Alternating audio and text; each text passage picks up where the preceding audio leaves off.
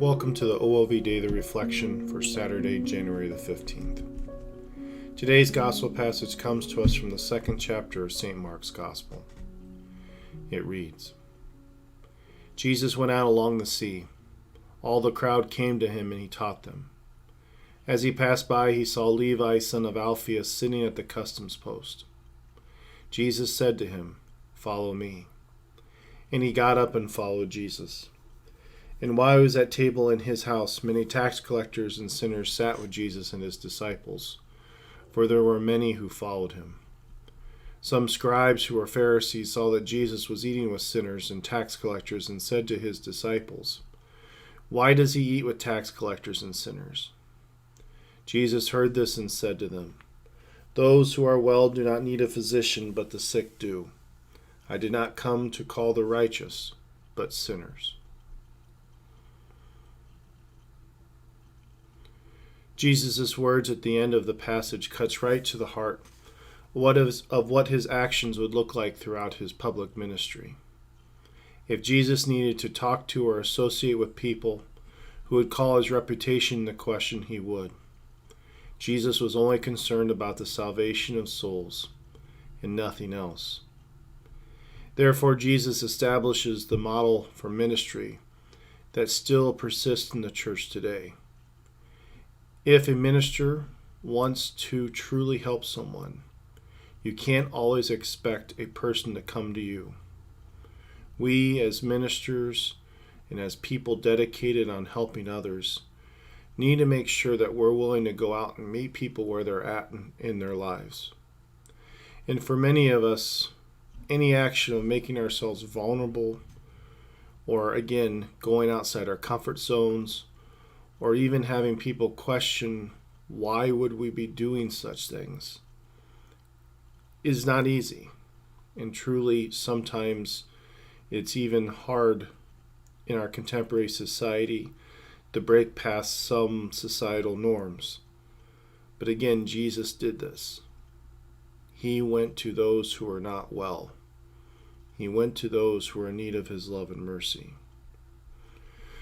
But with all this being said, the religious leaders who called Jesus' ministry into question were probably not doing so out of a blatantly evil purpose.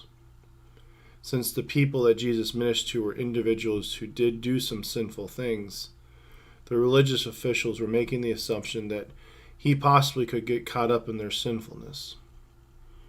But again, Jesus was different. He was the Messiah. He was the one who could truly address the concerns of these individuals. So yes, sometimes as ministers we have to be very careful about what we do in our lives, because we can get caught up in sinful actions. We can take on the sin of others, and we can truly fall. But again, Jesus is different.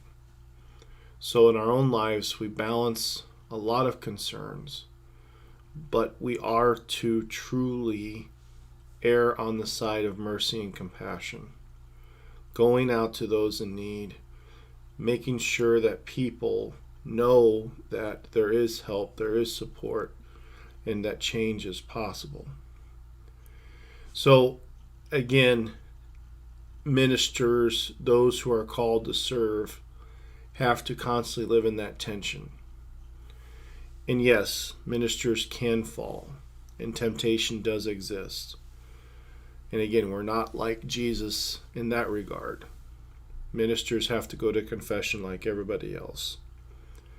But again, we have to make sure that we do focus on helping others and not standing back and saying that someone else will deal with those problems, or someone else will take care of those in need. Someone else will go to those who are desperate. So again, err on the side of mercy. Err on the side of compassion. Desire to go out to those in need and to make sure that we're doing everything possible to help those in need. And again, at times we may have to limit what we can do for any number of reasons. But Jesus still compels us to make sure that we are focusing on taking care of the needs of others in as much of a way as possible. Our Lady of Victory, pray for us.